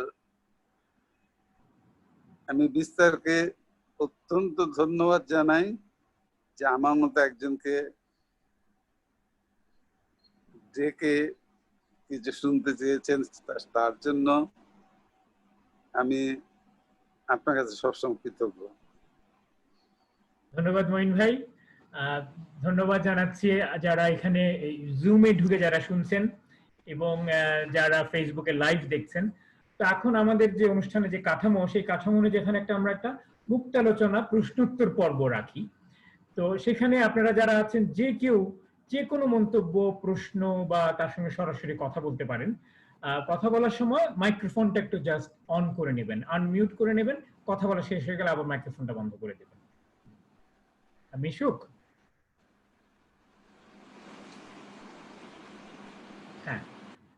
কেউ কি আচ্ছা, হাসনাত ভাই দেখলাম তার মাইক্রোফোন অন করেছেন। হাসনাত আমার ভাই। দুটো অসুবিধা। প্রথম অসুবিধা হলো যে আমি মঈন চৌধুরীর সব বক্তৃতা শুনতে পাইনি। আমি বাইরে ছিলাম, দেরিতে এসেছি। আবার যখন শোনা শুরু করলাম বেশ কয়েকজন আমাকে ফোন করলো, ফলে তার সবটা আমার শোনা হয়নি। এটা প্রথম অসুবিধা। দ্বিতীয় অসুবিধা, আমাকে খুব তাড়াতাড়ি শেষ করতে হবে, কারণ আমার ডিভাইসের ব্যাটারি মাত্র 10% আছে। আচ্ছা, আচ্ছা। ঠিক আছে। দুটো অসুবিধা নিয়ে আলোচনা শুরু করি। আমি তিনটা বিষয়ের উপরে আমি মন্তব্য করব। প্রথম হলো যে ওই চৌধুরী বলেছেন যে বাংলাদেশে দর্শন নিয়ে আলোচনায় খুব আগ্রহী লোক পাওয়া যায় না। এটা বাংলাদেশ কেন, পৃথিবীর কোনো দেশেই দর্শন নিয়ে আলোচনায় বেশি লোক পাবেন না। তো এই নিয়ে আক্ষেপ করার কোনো কারণ নেই, এবং জন্য বাঙালি পাঠকদেরকে, বাঙালি বুদ্ধিজীবীদেরকে দোষারোপ করা বোধহয় অন্যায় হবে। তো দর্শন এমন একটা বিষয় যে এখানে যদি দর্শনকে আমাদের একটা প্রায়োগিক মাত্রা না করি, আমাদের ব্যক্তিগত জীবনে কিংবা আমাদের সামাজিক জীবনের সঙ্গে যদি সম্পৃক্ত না করি, তাহলে দর্শন আকর্ষণের বিষয় হবে না। যেমন আমাকে যদি বলা হয় কিংবা কাউকে যদি বলা হয় যে ইমানুয়েল কান্ট, বেনেডিক্টো ক্রোচে, হেগেল, এদের দর্শন পড়েন না কেন, আগ্রহ দেখাবো না। কিন্তু আমাকে যদি বলা হয় যে নন্দন তত্ত্ব সম্বন্ধে জানতে হলে এদের কথা, এদের লেখা আপনাকে পড়তে হবে, নন্দন তত্ত্ব, এবং আমি যদি নন্দন তত্ত্বের বিষয়ে আগ্রহী হই, তখন আমি অবশ্যই এদের দর্শন পড়ব। এদের পুরো দর্শন পড়ব না, এদের নন্দন তাত্ত্বিক যে অংশটা রয়েছে তাদের দর্শনে আমি সেটুকু পড়ব। এইভাবে দ্বিতীয়, যেমন ধরেন আরেকটি এক্সাম্পল দিই, লেখকদের যদি বলা হয় বিভিন্ন ফোরামে যে শুধু লিখে গেলেই তো হলো না, লেখার পেছনে একটা দর্শন থাকা দরকার। যেমন জা পল সার্ত্রে, তার লেখার পেছনে অস্তিত্ববাদী দর্শন আছে। আলাবেয়ার কামুর পেছনে অ্যাবসার্ড তত্ত্ব রয়েছে, এবং তার অনুসরণে আমাদের দেশের কেউ কেউ, যেমন সৈয়দ আলিউল্লাহ, তার অস্তিত্ববাদীর ধারায় অনুসরণ করে উপন্যাস লিখেছেন। এইভাবে যদি বলা হয় তাহলে আমাদের এখানকার লেখক, বুদ্ধিজীবী এরা ইন্টারেস্টেড হবে। আমার মনে হয় যারা দর্শনকে প্রমোট করতে চান তারা ঠিক এইভাবে অগ্রসর হচ্ছেন না। দ্বিতীয় যে বিষয় নিয়ে আলাপ করতে চাই সেটা হলো, মঈন চৌধুরী বলেছেন, মঈন চৌধুরী, যা আমাদের দেশে কবিতা, গল্প, উপন্যাস সবই পশ্চিমবঙ্গের তুলনায় পিছিয়ে আছে। আমি এর সঙ্গে একমত নই। আমাদের কবিতা শুধু পশ্চিমবঙ্গ কেন, বিশ্বমানের সমকক্ষ। আমরা পিছিয়ে আছি কথা সাহিত্য, গল্প, উপন্যাসে পিছিয়ে আছি, প্রবন্ধে পিছিয়ে আছি। কেন পিছিয়ে আছি? পুরস্কার পাওয়ার জন্য ছুটছি বলে নয়, বললে খুব একটা এটাকে তুচ্ছ করে দেখা হবে। পুরস্কার পাওয়ার জন্য যে আমাদের গল্প, উপন্যাস হচ্ছে না, প্রবন্ধ লেখার, তা না। আমাদের চর্চার অভাব, মননশীলতার যে চর্চা আমরা করছি না।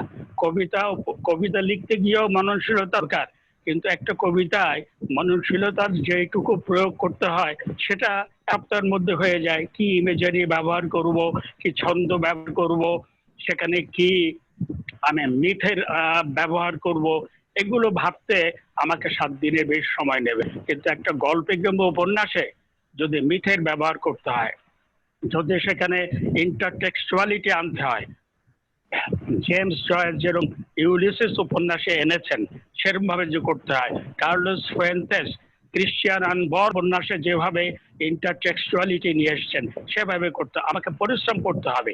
ওই ধরনের উপন্যাস 6 মাসে লেখা যাবে না, 1 বছর 2 বছর লাগবে। কিন্তু আমরা পরিশ্রম করি, কথা সাহিত্যের আমরা চর্চা করছি, গল্প উপন্যাস লিখেই আমরা তাড়াতাড়ি লিখে ওই সংখ্যা ছাপা দিয়ে, গল্প উপন্যাস এবং প্রবন্ধ লেখায় আলস্যের জন্য আমরা কষ্ট স্বীকার করতে যাই না বলে আমরা পিছিয়ে আছি। আমাদের যে মনন নেই, আমাদের যে প্রতিভা নেই তা নয়, আমরা পরিশ্রমটা করতে চাই না, এই জন্য আমরা পিছিয়ে আছি। কিন্তু কবিতায় আমরা পৃথিবীর যে কোনো দেশের কবিতার কক্ষ বলে আমি মনে করি।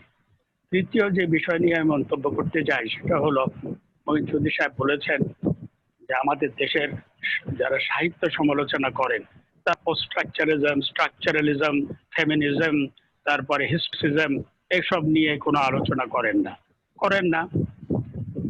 এখানে বলতে হবে যে সাহিত্যের দুটো ধারা, একটা ধারা হলো সাহিত্য সমালোচনা, দুটো ধারা। একটা হলো ট্র্যাডিশনাল ধারা, যে ট্র্যাডিশনাল ধারায় এফ.আর. লেভিস আর সমালোচনা করেছেন, যে ট্র্যাডিশনাল ধারায় আই.এ. রিচার্ডস আপনার সমালোচনা করেছেন, যে ট্র্যাডিশনাল ধারায় মরিস পাওয়ার রচনা করেছে। এরা হলো ট্র্যাডিশনাল। ট্র্যাডিশনালটা কি? সে হলো চরিত্র, বিষয়, প্লট, এইসব নিয়ে আমার সাহিত্য রচনা। সাহিত্য সব প্লটটা কিভাবে হলো, যে ক্যারেক্টারাইজেশন এটা সন্তুষ্ট কিনা, প্লটের সঙ্গে মেলে কিনা। এই আরেকটা যেটা পরে যুক্ত হয়েছে এই ট্র্যাডিশনাল আলোচনার সঙ্গে, সেগুলো দার্শনিক কতগুলো বিষয়। এটা ফরাসি থেকে এসছে, এটা ইংলিশ ট্র্যাডিশন না। This is the French tradition. Historicism, structuralism, post structuralism, feminism, এগুলো ফরাসি ইন্ট্রোডাকশন এডিশন। এখন সাহিত্য সমালোচনা সেই জন্য শুধু সাহিত্যের ভিত্তিতে করলে না, এই সব বিষয় এখানে আনতে হয়। এদিক দিয়ে আমাদের সমালোচকরা পিছিয়ে আছে, আমি তার সঙ্গে এটা স্বীকার করি। যেমন এটা না বললে সাহিত্য সমালোচনার এই যে দুটো শাখা, এটা যদি আমরা না বলি এবং তারা কিভাবে আসলো না বললে কিন্তু সাহিত্য সমালোচনায় যে আলোচনা সেটা কিন্তু সম্পূর্ণ হবে না। মঈন চৌধুরীকে ধন্যবাদ জানাচ্ছি, খোরশেদ আলমকে আমি ধন্যবাদ জানাচ্ছি। আমার দুঃখ যে আমি আপনাদের আলোচনা শুনতে পারবো না, আমাকে এখনই গাড়ি সংযোগ করতে যেতে হবে। ধন্যবাদ। ধন্যবাদ হাসান ভাই। তবে মঈন ভাই আপনি উত্তর দিতে পারেন, কারণ উনি না শুনলেও আমরা আরো যারা আছে তারা শুনবেন, বলতে পারেন বক্তব্যের আলোকে। উনি যে কথাগুলি বললেন, মত এবং অমত দুটোই আমার আছে। আমি দর্শন বললে যদি আমি বলি সক্রেটিস এই কথা বলেছে, প্লেটো এই কথা বলেছে, হাইডেগার এই বলেছে, রাকা এই বলেছে, ওই ফুকো এই বলেছে, তাহলে কিন্তু কাজ হবে না। কারণ ফুকো, দেরিদা, হাইডেগার এদেরকে মাথায় ঢুকতে গেলে এটা খুব সহজভাবে বাংলাদেশের প্রেক্ষিতে ওই দর্শন কিভাবে কাজ করছে সেইভাবে বোঝাতে হবে। এবং যার জন্য আমার ফুকোর দর্শন, যেটা মধ্যে হলো প্রথম জিনিসটাই হলো ফুকোর দর্শনের, যে আমাদের যে ক্ষমতা কাঠামো, পাওয়ার স্ট্রাকচার, তারা পুলিশ, আর্মি, ডাক্তার, আমলা, এদেরকে নিয়ে তারা সমাজকে শোষণ করছে। আমি যদি ফুকো না বলেও যদি বলি মানুষকে, ফুকো নামে এক লোক খালি দর্শন বলেছে, সে বলেছে কাঠামো, আমাদের ক্ষমতা কাঠামো আমাদেরকে শোষণ করছে। কাদের মাধ্যমে? সেখানে মধ্যে হেলথ মিনিস্টার আছে, হেলথ সেক্রেটারি আছে, সেটার মধ্যে পুলিশের আইজি আছে, ডিআইজি আছে। এরা কিন্তু আমাকে ইনকাম ট্যাক্সের কমিশনার আছে, আমাদের ঠিকভাবে আমাদেরকে গাইড করছে না। এখন এইভাবে যদি আমি বোঝাই, তাহলে কিন্তু ওরা ওই ফুকোর দর্শনে খুব সুন্দরভাবে বুঝবে। যদি বলি দেরিদা এই বলেছে ডিকনস্ট্রাকশন, ওরা বুঝবে না হোয়াট ইজ ডিকনস্ট্রাকশন, এবং ডিকনস্ট্রাকশনে যে এরকম বিনির্মাণ হয়, এত বিনির্মাণ তত্ত্ব দিলে সবাই ইন্টারেস্টেড হবে না, পড়বেও না। কিন্তু বিনির্মাণ তত্ত্বটা কি? রোলাবাদ কেন বললেন what you write is always written, যা লেখা আছে তার থেকে এর বাইরে আমরা যেতে পারবো না। যদি বলি আমার আর আপনার প্যারাডাইম এক না, এটা সহজভাবে কিভাবে বুঝাবো? আমি বলবো যে আপনি ভাই যা দেখছেন আমাকে দেখছেন, তাই না? কিন্তু আমার প্যারাডাইমে আমি কিন্তু আপনাকে দেখছি, আপনার পিছনে একটা ক্যালেন্ডার বা ছবি আছে ঝোলানো দেখছি, হলুদ ব্রাউন কালারের পর্দা ঝোলানো দেখছি, মানে আমি যা দেখছি আপনি যা দেখছেন না। এটা হলো প্যারাডাইম। আমাদের প্রতিটি লোকের প্যারাডাইম আলাদা। এবং একটা জাতির, আপনি যদি চায়নাতে যান তাহলে দেখবেন যে চায়নাতে সবাই একই ধরনের চিন্তা করে, আমেরিকাতে সবাই একই ধরনের চিন্তা,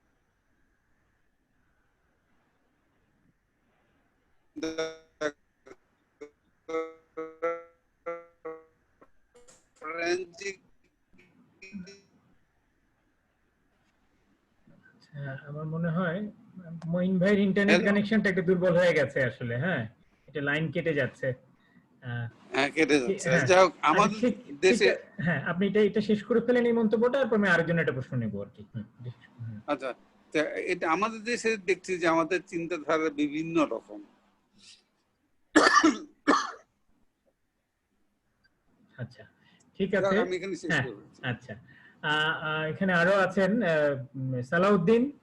সালাউদ্দিন কিছু বলবে, বা কিশোর? সালাউদ্দিন বা কিশোর কিছু বলতে আছে? আমি সালাউদ্দিন। আমি আমি হ্যাঁ, হ্যাঁ, বললে বলেন, আগে সারাদিন বলুন, আমাকে কি শোনা যাচ্ছে? মঈন, এই মঈন হ্যাঁ ভাইয়া, হ্যাঁ খোরশেদ শুনতে পাচ্ছ? হ্যাঁ, হ্যাঁ, হ্যাঁ, মঈন হ্যাঁ। ভাই অনেক ধন্যবাদ, অনেক ধন্যবাদ। আসলে আমি আমি নিজেকে ভীষণ এখন ঋদ্ধ মনে করছি যে আপনার কাজগুলোর সঙ্গে, মানে এটা স্বীকার করতে বাধা নেই। আপনি নিজেও জানেন যে, নিজে বলেওছেন যে আসলে আহ, আপনি যে বিষয়গুলোতে মনোযোগ দেন সেই বিষয়গুলোতে সবাই আমাদের অঞ্চলে অন্তত আগ্রহী হন না, যেটার আবার একটু ভিন্ন ব্যাখ্যা হাসনাত ভাইও দিয়েছেন, এবং সেটাও তো ঠিকই আছে। মানে আমি আমি জাস্ট শুধুমাত্র কৃতজ্ঞতাটা প্রথমে জানাতে চাইছি যে আপনি রাজি হয়েছেন কথা বলতে। সাধারণত বোঝা গেল আপনি একটু একাকিত্ব, নিঃসঙ্গতা এগুলো এনজয় করেন, কিন্তু ওইটুকু সদয় হয়েছেন আপনি যে আপনার ভাবনাগুলো আমাদের সঙ্গে ভাগাভাগি করে নিয়েছেন। একটা জিনিস আমি আহ, অনেকগুলো নোটস নিয়েছি, কিন্তু মনে হ্যাঁ, হলো যে বলুন। ওগুলো নোট নেয়ার জন্য নিজেকে নিজে পড়ে দেখবার জন্য নেওয়া, ওটা শেয়ার করবার মতো ওইরকম কিছু না, উল্লেখ্য কিছু না। কিন্তু আমি একটা নিয়ে আমার বরং দুর্ভাবনাটা, দুশ্চিন্তাটা একটু বলে দিতে চাইছি, এবং এখানে নিশ্চয়ই এটার জবাবও আছে। অথবা মানে আপনি শেষ দিকে যেটা বললেন যে ভীষণ হতাশ, আহ, অসুবিধা, নানান রকম সমস্যা আহ, এবং সম্ভাবনাহীনতা, এগুলো আমরা তো আসলে আপনাদের সাধারণ পাঠকরা বা সাধারণ মানুষ যারা সমাজে আছি, আমরা কিন্তু আপনাদের কাছেই তাকিয়ে থাকি, আপনাদের দিকেই তাকিয়ে থাকি, এবং আহ, আহ, এবং কোনো না কোনো ভাবে একটা নেতিবাচক নেতিকে নিয়ে লিখতে লিখতে সেখান থেকেও কিন্তু আমাদের জন্য, সাধারণ মানুষের জন্য, সাধারণ পাঠকদের জন্য, ভবিষ্যৎ প্রজন্মের জন্য আপনারা কিন্তু আশার আলো ইনডিরেক্টলি হলেও দেখাবেন। তো আপনি নিশ্চয়ই যেটা বলেছেন সেটা বলেছেন, কিন্তু আমি তারপরেও মনে হয় যেন প্রচ্ছন্ন কোনো আহ, ভাবেও আপনাদের কাছ থেকে, আপনার এবং আপনাদের কাছ থেকে আমরা আসলে আশার আলোই দেখতে চাই। এটা নিশ্চয়ই অন্য শ্রোতা যারা আছেন তারা হয়তো বিশদভাবে বলবেন। আমি শুধু আমার মানে দুশ্চিন্তা এবং আশা দুটোই এখানে বললাম। ধন্যবাদ। আচ্ছা, আমি একটু বলবো এই জি, হ্যাঁ, প্রেক্ষিতে। হ্যাঁ, হ্যাঁ, অবশ্যই। আসলে আমি হ্যাঁ, আমি শুনতে পাচ্ছি, নিরাশ, কিন্তু তারপরেও মঈন আমি ভাই শুনতে লিখছি, পাচ্ছি। তারপরে আছি। আমি তো দেশ ছেড়ে, আমার জি, তো কিন্তু পাসপোর্ট আছে বাইরের, আমি তো বিদেশে গিয়ে সেটেল এখনো করিনি। আমি তো এখনো মানে আমার ছেলে ঢাকাতে একটা ইউনিভার্সিটির প্রফেসর, একটা কোম্পানির ডিরেক্টর, সে তো এখনো বাইরে গিয়ে, যদিও সে সেটেল করতে পারে যে কোনো মুহূর্তে। অতএব আমি আশা করি দেখেই কিন্তু আমি এখনো লিখি। নিশ্চয়ই, নিশ্চয়ই। এখন আমার লেখা কিন্তু বন্ধ করিনি, এবং কিন্তু আমি আরো দুঃখের কথা বলি, আমি যা লিখতে চাই আমি তা লিখতে পারি না। এতে দুঃখ আর কি হতে পারে বলেন? আমি আমি যে মহিন আমি ভাই, যদি আপনার মানে এগুলো কেটে কেটে আসছে তো, সব শুনতে পাচ্ছি, কিন্তু বুঝতে পারছি, আঁচ করতে পারছি যে আহ, আপনি পজিটিভ কিছু বলেছেন। আচ্ছা, এটা না, আপনার আমি মনে হচ্ছে। আমার মনে হয় আপনি বলতে চাচ্ছেন যে আমাদের বাক স্বাধীনতার কথা বলতে চাচ্ছেন, যে আপনি যেটা লিখতে চাচ্ছেন হ্যাঁ, বা যেসব, হ্যাঁ, সেটাই। অনেকটা তাই। আমি ঠিক বুঝতে পারলাম না ওটা। না, আপনি আপনি বলেছিলেন তবে যে আপনি। একটা জিনিস ছোট্ট করে বলা যায় হুম, যে হাসনাত ভাই সামান্য করে এবং আপনি বিশদ করে বললেন যে আলোচনাগুলো হওয়া উচিত একজন থেকে আরেকজন। আপনি যেমন বললেন যে স্ত্রীর সঙ্গে না বলে এরকম অন্য কারোদের সঙ্গে মিনিং, হ্যাঁ হ্যাঁ, কারো তাহলে কারোর তো সঙ্গে মিনিং ছড়িয়ে যেতে পারে। অর্থপূর্ণভাবে শেয়ার করা, সেই কাজটা কিন্তু খোরশেদ করে যাচ্ছে, এবং আপনি রাজি হয়েছেন বলে আমরা এই কাজগুলোকে এগিয়ে নিয়ে যেতে পারি। এটাও কিন্তু যেতে একটা হবে। ভীষণ রকম আশার ব্যাপার, নিশ্চিত। এটা এটা এটাও আমি বলছি, প্লিজ। আচ্ছা, ধন্যবাদ সালাউদ্দিন। আমি কিশোর ইমদাদকে এবার তার প্রশ্ন আচ্ছা, করার জন্য, তার মন্তব্য করার জন্য বলছি। আচ্ছা, আর খোরশেদ সালাউদ্দিন ভাই, অন্যরা এটা মাইক্রোফোনটা বন্ধ করে দিতে পারে এখন। কিশোর। Oh, yes. হ্যাঁ খোরশেদ ভাই, থ্যাংক ইউ। মানে আপনার এই ধরনের একটা আয়োজন করার জন্য, এবং আমি মনে করি যে প্রতি বৃহস্পতিবারে যদি এরকম আয়োজন করেন তাহলে আমরা এখানে জয়েন করতে পারি। আমি আসলে আমার বন্ধু বান্ধব নিয়ে একটু বলি। আমার বল। আমার আদনানকে তো জানেন যে হিজ এখানে প্রফেসর আর্কিটেকচারে, এই ফুকো এবং বিভিন্ন ফিলোসফিক্যাল ইয়ে নিয়ে ওদের প্রায় আমাদের মধ্যে কিন্তু একটু আলোচনা হয়। আমরা কিন্তু ক্যাডেট, আমি আলোচনা হয়, হ্যাঁ। হ্যাঁ ক্যাডেট কলেজে পড়াশোনা করেছি। আমি বলবো যে ফৌজদারহাট ক্যাডেট কলেজে আমাদের সময়ের তুলনায় আমরা প্রিমিয়াম স্কুল আর কি, আমরা খুবই সৌভাগ্যবান যে ওরকম একটা প্রতিষ্ঠানে পড়ার সুযোগ পেয়েছি। কিন্তু ওই প্রতিষ্ঠানেই আমি আমাদের ধরেন 50 জন বা 55 জন এক একটা ব্যাচে ভর্তি, তার মধ্যে কিন্তু 15 থেকে 20 জন অলমোস্ট স্ট্যান্ড করা, খোরশেদ ভাই নিজেও স্ট্যান্ড করা, খুব ভালো ব্রিলিয়েন্ট স্টুডেন্ট বলবো। কিন্তু ওই স্কুলে থেকে আমরা বলেছি আচ্ছা যে ফাসওয়া ট্রুফোর নাম শুনেছে বা ফাসবাইন্ডারের ছবি দেখেছে কয়জন? আমরা আমরা সর্বসাগরে 5 জনকে বের করতে পারছি, 5 জন। মানে আমি তখন জিজ্ঞেস করলাম যে এই দুরবস্থা কেন? মানে আসলে আমাদের এডুকেশন সিস্টেমটাই কিন্তু ওই জিনিসটা মানে তুলে আনতে পারেনি। আব্দুল্লাহ আবু সাইদ অনেক চেষ্টা করেছে ওনার ওই যে বিশ্ব সাহিত্য কেন্দ্রের মাধ্যমে একটা পাঠক গোষ্ঠী তৈরি করা, যে লিটারেচার যদি না পড়ে মানুষ, আমি যেমন বিস্তারে আমি আমার অর্গানাইজেশন, আমাদের ওল্ড ফৌজান অ্যাসোসিয়েশন আর কি, এক্স ক্যাডেট অ্যাসোসিয়েশন থেকে আমি বলেছিলাম বিস্তারের মতো একটা অর্গানাইজেশনকে আরো বেশি আমাদের সাপোর্ট দেওয়া দরকার। আমি কিন্তু আমার সহকর্মীদের কাছ থেকে এই সাপোর্টটা পাই নাই। কারণ কি, একটা কম্প্যাশনের সোসাইটির জন্য যে ধরনের এডুকেশন সিস্টেম দরকার সেটা আমরা বিল্ড আপ করতে পারি নাই, আমার পূর্বসূরীরাও পারে নাই, না না, একদম না, একদম না, আমরা পারি নাই। আমাদের এডুকেশন সিস্টেমে কিন্তু মানে কোন ফিলসফি, আমার মেয়ে কিন্তু ফিলসফি এবং সাইকোলজিতে মেজর করছে। কেন? বিকজ আমি ফৌজদারহাটে পড়ছি এবং আমি তাকে ফুল সাপোর্ট দিচ্ছি, আমাকে তাকে টিউশন ফি পর্যন্ত দিতে হচ্ছে। হ্যাঁ, এবং সে ফিলসফিতে খুবই ভালো করছে, এবং যেসব বই পড়ে আমিও কিন্তু সেই বই পড়ার সুযোগ হয়নি, সে পার্ডু ইউনিভার্সিটিতে পড়ে। তো এখন আমাদের সমাজ, আমরা সাবসিস্টেন্ট একটা ইকোনমিক সোসাইটি, আমাদের মানে aspiration of our parents doctor হবে অথবা ইঞ্জিনিয়ার হবে। যে কারণে খোরশেদ ভাই ইঞ্জিনিয়ার হয়েছে, কিন্তু উনি হইতে চেয়েছে একজন লিটারেচারের লোক আজীবন, এটা আমি জানি, আমি বিশ্বাস করি। কিন্তু উনি ওই বোঝাটা নিয়েছে, আমার প্যারেন্টস এর যে আশার যে বোঝা। আমার অনেক বন্ধু আছে যারা অন্য কিছু, কিন্তু তাকে ডাক্তার হইতে হয়েছে, ওই ডাক্তারের বোঝাটা নিয়ে তাকে চলতে হচ্ছে। এইটা দিস ইজ দা আমাদের এডুকেশন সিস্টেম, আমাদের প্যারেন্টসদের এক্সপেকটেশন। কারণ সাবসিস্টেন্ট ইকোনমিতে প্রথমে আমার খাওয়া দাওয়ার মানে জীবিকার জন্য আমাকে আমার সমস্ত আশা, আমার হোপ, আমি কিসে ভালো সেগুলো বিসর্জন দিয়ে আমাকে ডাক্তার অথবা ইঞ্জিনিয়ার হইতে হবে তকমা। আমি যখন বললাম যে আমি ব্যবসা প্রশাসন নিয়ে পড়বো, তখন ভাই মানে আমাদের সোসাইটি কেউ যদি বলে যে আমি ইতিহাস নিয়ে পড়বো, দর্শন নিয়ে, তখন কি বলবে? ওই ছেলেটা গোল্লায় গেছে। আমার 5টা ছেলে, তার মধ্যে একটা ছেলে চলে গেল, মানে কোনো ওই ছেলেটার উপর কোনো আশা ভরসা নাই প্যারেন্টস এর। So this is our economic system because of our subsistent economy. আপনি যেটা বললেন যে বাঙাল যেই যেই আমাদের যেই ইতিহাস, মানে আমাদের যে ইতিহাস, সেখানে আপনি এখন থেকে 150 বছর আগে পিছিয়ে গেলে দেখবো যে নেংটি পড়া লোকজন, হ্যাঁ, খালি গায়ে ব্রিটিশদের ওখানে কাজ করতেছে, তাবেদারি করতেছে। হ্যাঁ, ওইখানে খান বাহাদুর, রায় বাহাদুরের জয় জয়কার। হ্যাঁ হ্যাঁ, কিন্তু তারা একটা পরাশক্তির লেজুর, তাদেরকে আমরা পূজা করি, মানে ব্যক্তি পূজার দেশ সেটা। তো এই জিনিসগুলো আমাদের মানে লিগ্যাসি, দিস আর দ্য লিগ্যাসিস আমরা নিয়ে আসি। কিন্তু আমি এটা হতাশ না এই কারণে যে এডুকেশন সিস্টেমে আস্তে আস্তে এই জিনিসগুলো আসবে, নিশ্চয়ই আসবে। আরো আমার একটা একটা প্রজন্ম বিদেশে চলে গেছে, এখন যদি বলতে পারে যে একটা লোক বলতে পারে আমার মেয়ে অস্ট্রেলিয়া থাকে এবং মেয়ের জামাই এরকম, সে কিন্তু খুব গর্ববোধ করে। কিন্তু যদি বলে যে বাংলাদেশে আছে সে, তাহলে কিন্তু তার জন্য এটা নট এ কোনো প্রেইজ ওয়ার্দি কিছু না। তো ওইরকম একটা মানে মানে এর মধ্যে দিয়ে আমরা যাচ্ছি। আমার মনে হয় এটা কেটে যাবে, এই সাবসিস্টেন্ট আমাদের ইকোনমিক ডেভেলপমেন্টের সাথে সাথে শিক্ষার প্রসার যখন আরো আসবে, হ্যাঁ, তখন নিশ্চয়ই আমরা মানে এই অবস্থাটা কাটায় উঠতে পারবো। কিন্তু তারপর আমি বলবো যে আব্দুল্লাহ সাইদ যেরকম বিশ্ব সাহিত্য কেন্দ্র করেছে, খোরশেদ ভাই যেরকম বিস্তার করেছে, এরাও কিন্তু এই ধরনের আরো অর্গানাইজেশন হওয়া দরকার, আরো লোকের পার্টিসিপেট করা দরকার।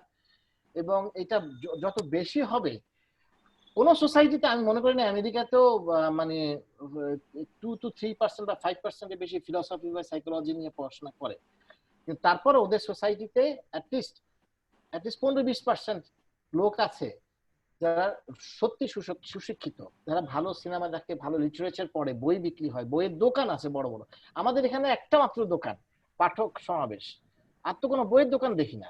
প্রকাশকরা সব এজেন্ট, আপনি যেটা বলছেন যে সমালোচনা তৈরি হয় নাই বিকজ অফ দা মানে কোনো মানে এটার প্রণোদনা নাই এই বিষয়ে।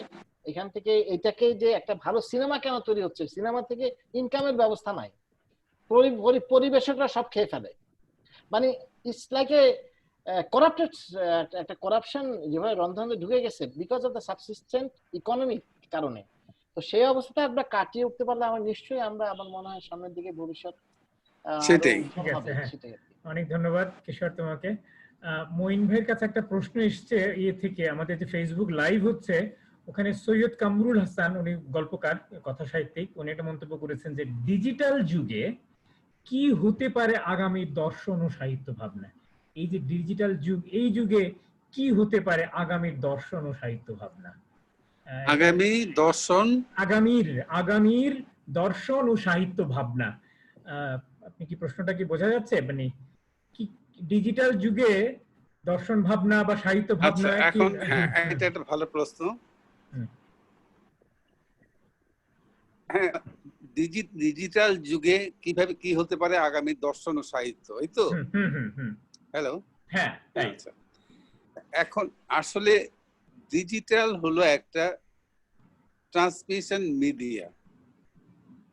ডিজিটাল কিন্তু আপনার মনের সাথে ইজ নট কানেক্টেড, আপনার ব্রেনের সাথেও আপনি ইউ আর নট ওয়্যার, আপনি ওখান থেকে কোনো সিগন্যাল পাচ্ছেন না। আপনার ডিজিটাল সিগন্যাল হলো is a mode of communication and storage.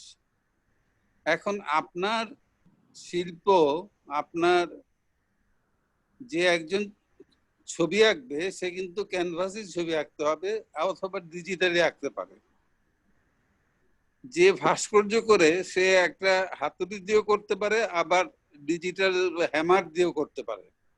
এখন আমার প্রশ্নটা হচ্ছে, আমার কথাটা হলো যে ডিজিটাল সিস্টেম বা ডিজিটাল প্রসিডিওর কোনো অবস্থাতেই আমাদের মনন, আমাদের চেতনা, চৈতন্য এগুলিকে ইনফ্লুয়েন্স করবে না। সৃষ্টি হবে, সৃষ্টির প্রকাশ কোন মাধ্যমে হবে কিংবা কোথায় স্টোর হবে, সেটাকে হার্ড ডিস্ক হবে নাকি বই হবে নাকি অন্য কোনো মেথড, হয়তো দেখা যাবে হার্ড ডিস্কও থাকবে না, আরো কিছু অন্য কিছু হয়ে যেতে পারে। তা আমাদের সৃষ্টির জগৎকে আমার মনে হয় ডিজিটাল ইয়েতে কোনো ইনফ্লুয়েন্স করবে না। দর্শনের ক্ষেত্রে দর্শন কিন্তু আমরা যত হাইডেগার, ফুকু, রাসেল, নাগেশ ভট্ট, দিং না যাই বলি না কেন, দর্শনের নামগুলি ইম্পর্টেন্ট না। দর্শনটা হলো আমরা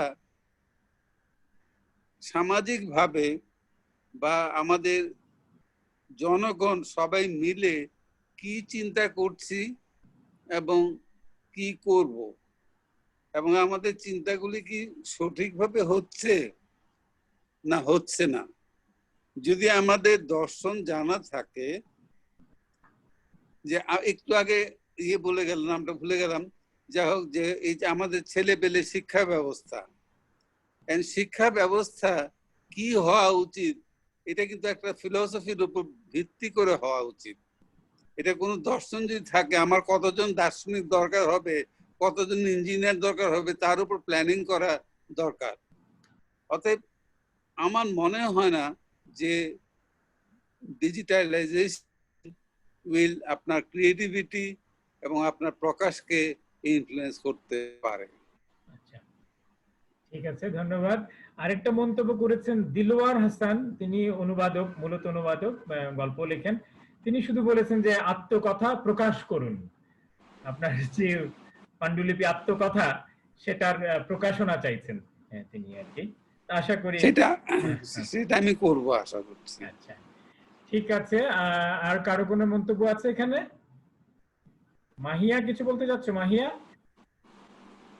মাহিয়া কিছু বলবে না? মাহিয়া শুনতে পাচ্ছে না। তাহলে আমরা ধীরে ধীরে শেষ পর্বে যাই। যদি আর কারো কোনো মন্তব্য থাকে করে নিতে পারে এই সুযোগে, তা নাহলে আমরা মঈন ভাইয়ের একটা লেখা শুনবো, লেখা শুনে অনুষ্ঠানটা আস্তে আস্তে গুটিয়ে নেব। সালাউদ্দিন, কোনো মন্তব্য? আচ্ছা, এখানে সৈয়দ কামরুল হাসান আরেকটা মন্তব্য করেছে যে আপনি যে একটু হতাশ, এটা তাকে একটু পীড়িত করছে আর কি। এখন আপনার তার পীড়া লাঘব করার জন্য কিছু বলা যেতে পারে কিনা? আচ্ছা, না, আমি যে হতাশ, আসলে হতাশা প্রকাশ করাও কিন্তু একটা অবদমন দূর করার উপায়। হ্যাঁ, ঠিক বলেছেন, তাই না? আমি যে হতাশ এই কথা কিন্তু আমি আর কাউকে এই গত 5 মাসে আপনাদের সাথে কথা বলা ছাড়া আমার হতাশা আর কারোর কাছে প্রকাশ করতে পারিনি। অতএব আজকে আমার হতাশা প্রকাশ করার ফলে আমার হতাশা কিছুটা কমলো। অতএব এক ধরনের আত্মচিকিৎসাও হলো একটা আর কি। হ্যাঁ, এক্স্যাক্টলি, আমি কথা বলতে চাই, কথা বলে আমার হতাশা কমাতে চাই। এটা আমার যেরকম হতাশা, প্রতিটি বাড়িতে হতাশা আছে, প্রতিটি ঘরে হতাশা আছে। নিশ্চয়ই। হ্যাঁ, আর তাছাড়া এই যে আছেন, এটা জোর করে একটা আশার বাণী শুনিয়ে দেওয়া যে সমাজতান্ত্রিক বাস্তবতায় ছিল, শেষ করতে হবে একটা আশা দিয়ে, একটা লাল ঝান্ডা দিয়ে, ওই যান্ত্রিক আশাবাদেরও আসলে কিন্তু সত্যিকার অর্থে কোনো মূল্য নেই। এটা যদি একটা ব্যাখ্যা থেকে, বিশ্লেষণ থেকে, বুঝে শুনে আমরা একটা তত্ত্ব দিয়ে, তথ্য দিয়ে যদি সেটাকে আমরা সমর্থন করে আশাবাদ ব্যক্ত করতে পারি, সেইটার একটা মূল্য আছে আমি মনে করি। এবং আপনি যেভাবে শেষ করলেন, এটা আমি মনে করি আসলেই ভালো কথা। আমাদের মনের হতাশা পুষে রাখার চাইতে সেই হতাশা প্রকাশ করাটা অনেক বেশি জরুরি, বলতে হবে। সেটাই বরং আমাদেরকে আর একটু আশার দিক থেকে উজ্জীবিত করবে। আর উনি এর আগে যে উত্তর দিয়েছেন, উনি তো এত কিছুর পরে দেশ ছেড়ে যাচ্ছেন নি, তিনি তো লেখা থামিয়ে দিচ্ছেন না, তিনি তো লিখে যাচ্ছেন। সেইটাই তো। অনেক ধন্যবাদ সবাইকে আসার জন্য। আমরা শেষ করব, তবে তার আগে আমরা মঈন ভাইয়ের কাছ থেকে একটা ছোট্ট লেখা শুনবো আর কি, তার সম্প্রতি রচিত কোনো একটা লেখা তিনি পাঠ করে শোনাবেন। আমি কবিতা পড়ছি। আমার কিছুদিন আগে খুব বৃষ্টি হয়েছিল, প্রচন্ড বৃষ্টি, বৃষ্টির পরে বন্যা। ওই বৃষ্টির সময় লেখা একটা কবিতা, বৃষ্টিকেই বলছি, এই বৃষ্টি, এই দুপুর বেলায় তুমি আবার এলে, আজ মনে হয় ভালোবাসার সমুদ্র নিয়ে এসেছো, হঠাৎ প্লাবনে ভাসিয়ে দিচ্ছ সব। কি যে তুমি আমার বাগানের ফুলের পাপড়িও অযথা ঝরিয়ে দিলে। শোনো বৃষ্টি, একটা কাজ করতে পারবে? আমাদের সব বাগানের আশেপাশে কতক ডাইনি আর দানব এসে বাসা বেঁধেছে। ওরা বলছে বাগান তাদের বাবার আমল থেকে। তুমি কিছু করতে পারবে? আমরা সবাই আমাদের বাগানের জন্য কাঁদি। বৃষ্টি মেয়ে, তুমি বঙ্গোপসাগর চেনো? যদি চেনো, তাহলে এই ডাইন আর দানবদের ভাসিয়ে নিয়ে যাও জলজ মৃত্যুর দ্বীপে। আমরা আমাদের বাগানের রুমঝুম শুনি ভিজি। তুমি ইচ্ছে করলে ভালোবাসায় দু একটা ফুলের পাপড়ি ছড়াতে পারো। বাহ বাহ বাহ বাহ, চমৎকার। আমি একটা ডিজিটাল করতালি দিলাম এখানে, আর বাকিরা যদি একটা সত্যিকার বাস্তব করতালি আমরা দিতে পারি আর কি মঈন ভাইয়ের জন্য। তো সবাইকে অনেক অনেক ধন্যবাদ। আমরা আজকের মতো অনুষ্ঠান এখানে ইতি টানবো। মঈন ভাইয়ের বাসার পেছনে তুমি দেখতে পাচ্ছ অনেক যারা আছেন, অনেকগুলো ইয়ে দেখা যাচ্ছে, অ্যান্টিক, নটরাজ, পোড়ামাটি এবং অনেক চিত্রকলা। তো এই একটা স্বাদ নিয়ে, এই আবহ নিয়েই আমরা একটা সুন্দরের, একটা শুভ এবং একটা স্বপ্নের আবহ নিয়ে আজকের অনুষ্ঠান এখানে শেষ করতে চাই। মঈন ভাইকে ধন্যবাদ যারা আপনার সবাই যুক্ত হয়েছেন। আমরা আশা করব সালাউদ্দিনও আপনাকে এখানে একটা থামস আপ দিয়েছে এবং একটা করতালি দিচ্ছে ডিজিটালি আর কি। আশা করব আগামী বৃহস্পতিবার সন্ধ্যা 7:30টায় এমনি আরো একজন বিশিষ্ট অতিথিকে নিয়ে আমরা ফিরে আসবো। সবাইকে আমাদের সঙ্গে চাই। আমি শুধু একটা কথা বলে যাচ্ছি, মানে কিশোর সম্পর্কে সৈয়দ কামরুল হাসান এটা মন্তব্য করেছেন যে কিশোরের আলোচনা খুব ভালো লাগলো আর কি, সেটা অবশ্যই খুব ভালো। সবাইকে ধন্যবাদ, শুভরাত্রি। আপনাদের সবাইকে ধন্যবাদ যারা আমার কথা শুনলেন, আলোচনা করলেন। সবাইকে অনেক ধন্যবাদ। এই দুর্দিনে করোনা ভাইরাসের সময়ে আপনাদের সাথে কথা বলে আজকে আসলে হতাশা প্রকাশ করে আমি অনেক আশাবাদী হয়ে উঠছি। ধন্যবাদ। ধন্যবাদ, আপনাকেও ধন্যবাদ। শুভরাত্রি। শুভরাত্রি সবাইকে। হ্যাঁ।